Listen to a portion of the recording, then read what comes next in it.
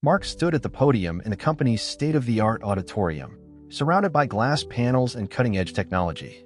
He ran through his speech one last time, feeling a surge of confidence. The words flowed smoothly, each point carefully crafted to impress the board members. He knew this presentation could be the turning point in his career, elevating him to new heights within the prestigious San Francisco tech firm. As Mark rehearsed, Sarah watched from afar, her emotions conflicted. She admired his ambition and drive, qualities that had initially drawn her to him. Yet, as his assistant and secret lover, she felt the weight of their shared deceit. Their affair had started innocently enough, late nights at the office turning into something more. Now, as she observed him preparing for his moment of triumph, she couldn't shake the feeling that she was just another rung on his ladder to success. The auditorium doors opened, and Laura, Mark's wife, entered. Her face was a mask of seriousness, her eyes scanning the room before settling on her husband. She couldn't pinpoint the source of her unease, but something felt off. Mark's recent behavior, the late nights, the secretive phone calls, it all added up to a gnawing suspicion she couldn't ignore. As Laura took her seat among the board members, the atmosphere in the room shifted. Mark, oblivious to the undercurrents of tension, continued his rehearsal. Sarah retreated further into the shadows, avoiding Laura's gaze. The stage was set for a presentation that would indeed change lives, but not in the way any of them anticipated. Mark strode confidently to the stage, his polished shoes clicking against the floor. The board members, including Laura, watched intently as he took his position behind the podium. The air was thick with anticipation. Everyone knew the importance of this presentation for both Mark and the company. With a practiced smile, Mark began his speech. His voice resonated through the auditorium as he expounded on the company's commitment to ethics and innovation. The audience seemed captivated, nodding along as he outlined his vision for the future. In today's rapidly evolving tech landscape, Mark declared, we must stay ahead of the curve while maintaining our moral compass. Suddenly, a sharp beep cut through his words. The intelligence system that controlled the auditorium's audiovisual equipment flashed a warning signal. Confused murmurs rippled through the crowd as Mark faltered, his rhythm broken. Before he could regain his composure, the large screen behind him lit up. Instead of his carefully prepared slides, an intimate text message appeared, blown up for all to see. The message, clearly between Mark and Sarah, left little doubt about the nature of their relationship.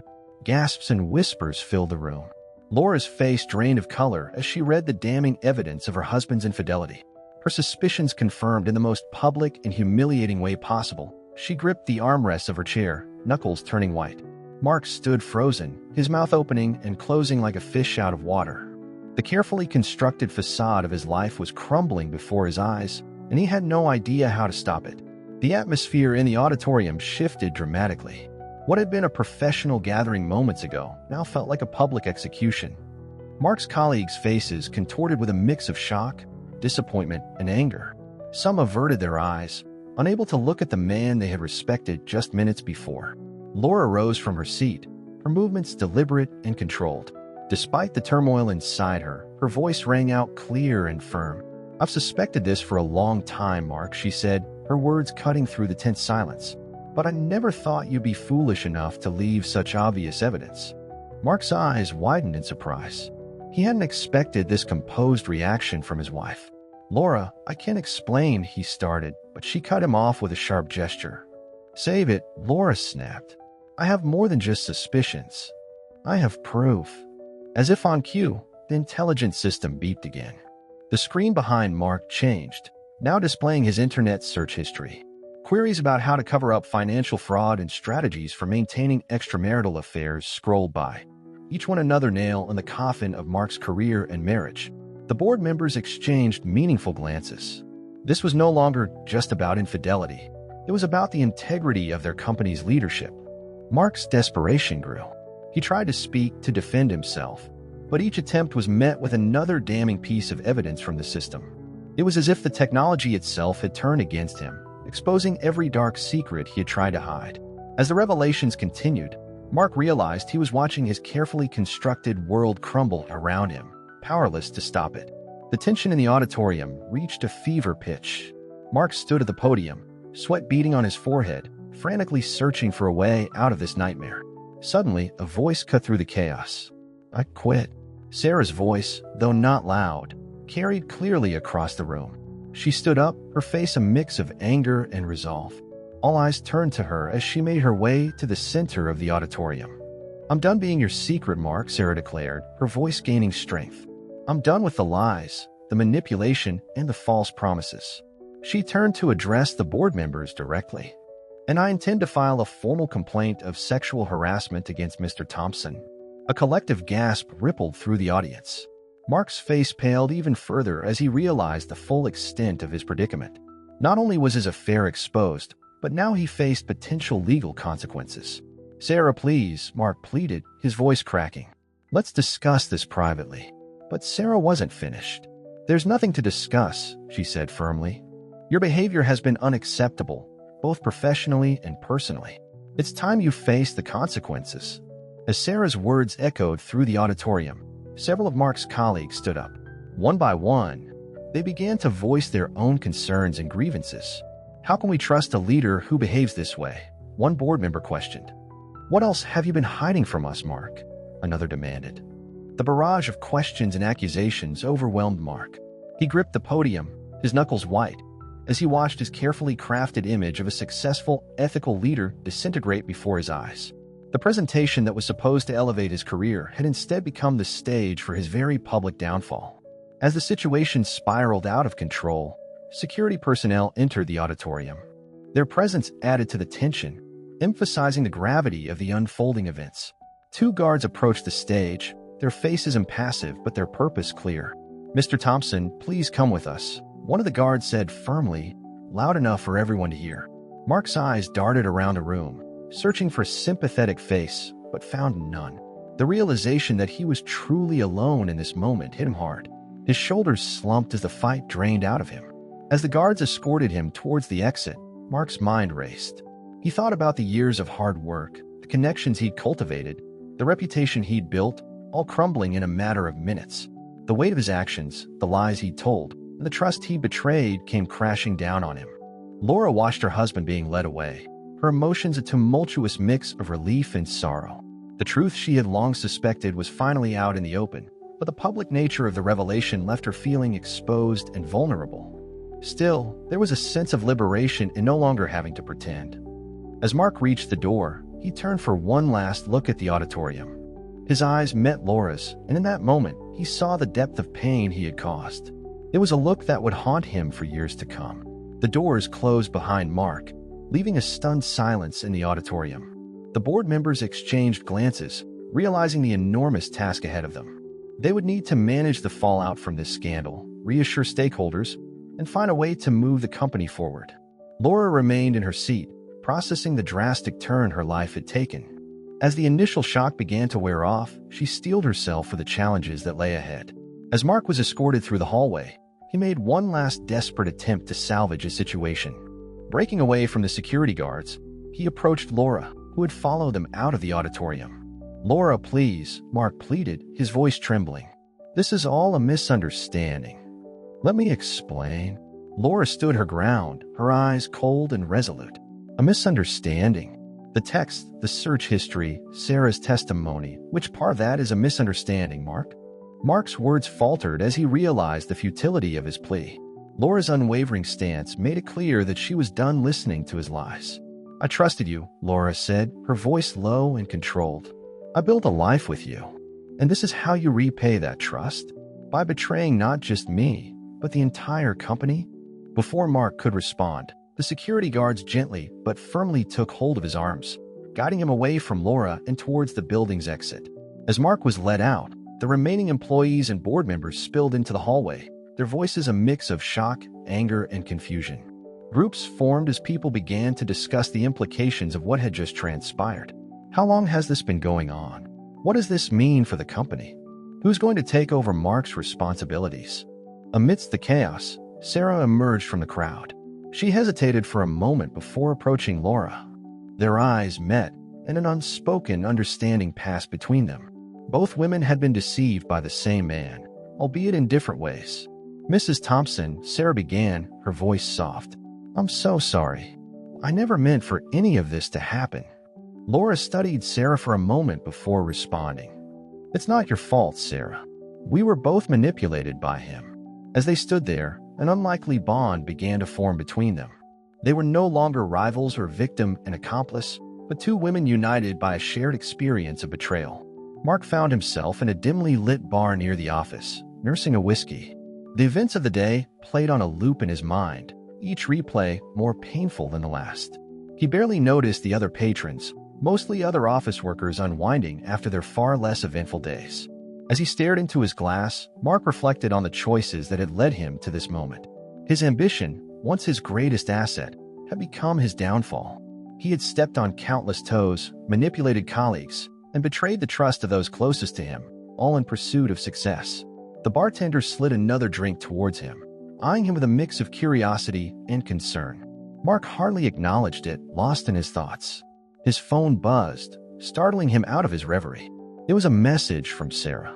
His heart raced as he opened it, hoping for a lifeline, but his face fell as he read her words. "Mark, what happened today was inevitable. Your actions have consequences, and it's time you face them. Don't contact me again." The finality of her message hit him hard. Sarah had been his confidant, his partner in deception. Now she too had abandoned him. Mark looked around the bar, suddenly aware of his isolation. The faces of his former colleagues, people he had dismissed or used for his own gain, seemed to mock him from every corner. He realized with a sinking feeling that he had no one left to turn to. His house no longer felt like a home. Laura would surely have changed the locks by now. His position at the company was gone. His reputation, carefully built over years, was in tatters. As the reality of his situation sank in, Mark felt a wave of despair wash over him. He had lost everything, and for the first time, he was forced to confront the true cost of his actions. Laura and Sarah found themselves in a quiet cafe near the office, both still reeling from the day's events. Despite the initial awkwardness, they felt a strange sense of camaraderie born from their shared experience. "We need to talk about what happens next," Laura said, stirring her coffee absently. "The company can't afford a scandal like this." Sarah nodded, her face serious. "You're right. Mark's actions have put everything at risk: the company's reputation, ongoing projects, investor confidence." They began to discuss strategies for damage control. Laura, with her intimate knowledge of the company's inner workings, and Sarah, with her insider perspective on Mark's recent activities, made a formidable team. "The board meeting is in 2 days," Laura mused. "We need to be prepared. They'll want answers, and more importantly, solutions." Sarah leaned forward, her eyes bright with determination. "I have access to all of Mark's files. I can gather evidence of any other potential issues we might need to address." As they talked, their shared goal of protecting the company and their own futures began to solidify into a plan. They decided to present a united front at the board meeting, offering a comprehensive strategy for moving forward without Mark. "We can't let him come back," Sarah said firmly. "The damage he's done, it's too much." Laura nodded in agreement. "No, we can't. But we can use this as an opportunity for positive change in the company." As their discussion continued, both women felt a growing sense of empowerment. The betrayal they had suffered at Mark's hands was transforming into a driving force for action. "You know," Laura said with a hint of a smile, "I never thought I'd say this, but I'm glad we're in this together." Sarah returned the smile. "Me too. We're stronger united than we ever were apart." As they left the cafe, both women felt a renewed sense of purpose. They were no longer victims of Mark's deceit, but architects of their own futures and the future of the company. 2 days later, the boardroom buzzed with tension as Laura and Sarah entered. The board members, still reeling from Mark's spectacular downfall, watched them with a mix of curiosity and apprehension. Laura took her place at the head of the table, her posture radiating confidence. "Ladies and gentlemen," she began, her voice steady, "we're here to discuss the future of our company in light of recent events." She launched into a comprehensive plan for restructuring the company's leadership. Her proposal was bold, suggesting a complete overhaul of the executive team and the implementation of stringent ethical guidelines. "We have an opportunity here," Laura explained, "to not just recover from this setback, but to emerge stronger and more trustworthy than ever." As Laura spoke, Sarah distributed folders containing detailed evidence of Mark's misdeeds. The board members' expressions grew grave as they flipped through the pages. "As you can see," Sarah added, "the extent of the ethical breaches goes beyond what was revealed at the presentation. We need to take decisive action to prevent anything like this from happening again. The board peppered them with questions, which Laura and Sarah fielded with poise and preparedness. Their united front and thorough planning impressed even the most skeptical members. After hours of intense discussion, the board reached a decision. Mark would be officially terminated, and Laura's restructuring plan will be implemented immediately. Furthermore, the board chair announced, "We believe that the two of you have demonstrated exceptional leadership in this crisis. We'd like to offer you both key positions in the new executive structure." Laura and Sarah exchange a look of surprised triumph. Their collaboration, born out of adversity, had not only saved the company but propelled them to new heights. As the meeting adjourned, there was a palpable sense of a new era beginning for the company. The shadow of Mark's betrayal was fading, replaced by the promise of a more ethical and transparent future. Mark sat alone in his dimly lit living room, the glow of the television casting shadows across his haggard face. The news anchor's voice droned on, delivering the final blow to his already shattered world. In a surprising turn of events, tech giant Innovate Corp has announced a major restructuring following the scandalous departure of former CEO Mark Thompson. The company's board has approved a new leadership team, with Laura Thompson and Sarah Jenkins at the helm. Mark's hand trembled as he reached for the remote, turning up the volume. Sources close to the company reveal that Mrs. Thompson and Ms. Jenkins were instrumental in exposing Mr. Thompson's unethical practices and have since secured significant new funding for the company. The remote clattered to the floor as the full weight of the situation hit Mark. Not only had he lost his job and his marriage, but the two women he had underestimated and betrayed had risen from the ashes of his mistakes to claim his former glory. His phone remained silent, a stark reminder of his newfound isolation. Former colleagues and friends had distanced themselves, unwilling to be associated with his downfall. Even his family had stopped calling, tired of his excuses and self-pity. As the news segment continued, detailing the company's promising future under its new leadership, Mark felt a strange mix of emotions. There was anger at being outmaneuvered, shame for his actions, and a grudging admiration for Laura and Sarah's resilience. He realized that the true karmic justice wasn't just his dismissal or public humiliation. It was seeing the women he had wronged transform into strong, ethical leaders, ensuring that his own story would serve as a cautionary tale for others in the industry. As the television droned on, Mark slumped back in his chair, finally understanding the full circle of his actions. His path of deception and betrayal had led not to the success he craved, but to a solitary room, watching others live the life he had thrown away.